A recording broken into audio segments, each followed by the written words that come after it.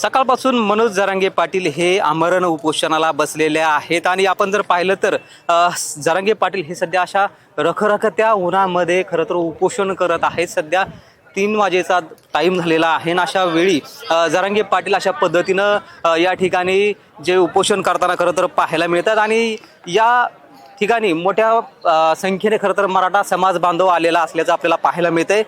नेमक्या या समाज बांधवांच्या काय प्रतिक्रिया आहेत, कारण हे देखील सकाळपासून मनोज जरांगे पाटील यांच्याबरोबर रखरखत्या उन्हामध्ये असल्याचं आपल्याला एकंदरीतच पाहायला मिळतंय। या ठिकाणच्या काही महिला आलेल्या आहेत। ताई, काय सांगणार, सध्या तुम्ही रखरखत्या उन्हामध्ये या ठिकाणी आलेला आहेत, काय भावना आहेत? आमचं एकच म्हणणं आहे की आमच्या मनोजदादांच्या मागण्या तुम्ही मान्य करा, कारण आरक्षणाचा मुद्दा हा आजच नाही आहे, हा लढा वर्षानुवर्षाचा चालू आहे।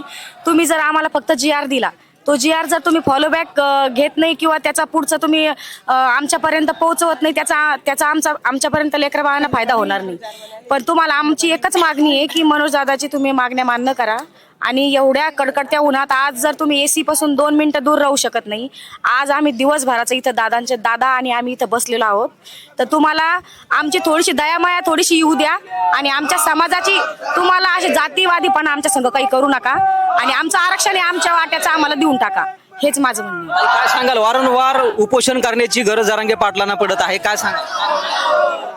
आता खरं म्हणलं तर ही वेळ या समाजावर यायलाच पाहिजे, आमच्या समाजावर, कारण की मुंबईला तुम्ही पाहिलं असेल एकजुटीने किती मोठी ताकद तिथं आली होती, तर त्याचप्रमाणे आता आमचे बांधव इकडे कूच करताय आणि 45 डिग्री सेल्सिअस तापमानामध्ये आम्ही सगळे तुम्ही केव्हाचे बघू लागलोय, सगळेजण पाटील जसे उन्हात तसे आम्ही उन्हात, कारण की आमचा ढाण्या वाघ जरा उन्हात बसेल असेल तर आम्ही घरी बसून काय करणार आहे, म्हणून आम्ही त्यांना पहिल्यापासून सपोर्ट करतो आणि आजही करणार।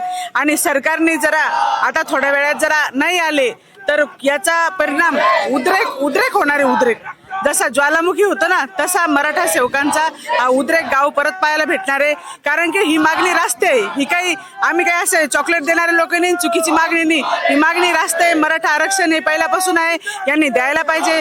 आणि खरं म्हणलं तर हे सरकार या जनतेमुळं आणि या मराठा समाजामुळे जास्तीत जास्त मतदानाने निवडून आलेले आहे, तर मायबाप सरकारला विनंती आहे की इतकी परीक्षा अग्निदिव्य उपोषण होत आहे, इतकी परीक्षा तुम्ही पाहू नका, तुम्हाला खूप जड जाईल, कारण की या माता माऊलीच्या मनातून तुम्हाला हळकाळा येईल, तुम्हाला तुमचं कधीच बरं होणार नाही। तुम्हाला ही विनंती करून कडकडून सांगतोय आम्ही आणि तुमच्या मीडियाच्या माध्यमातून मी विनंती करते की सगळ्या माता माऊल्यांनी आणि आपल्या मराठा बांधवांनी आंतरवालीकडे जास्तीत जास्त कूच करायचं आहे।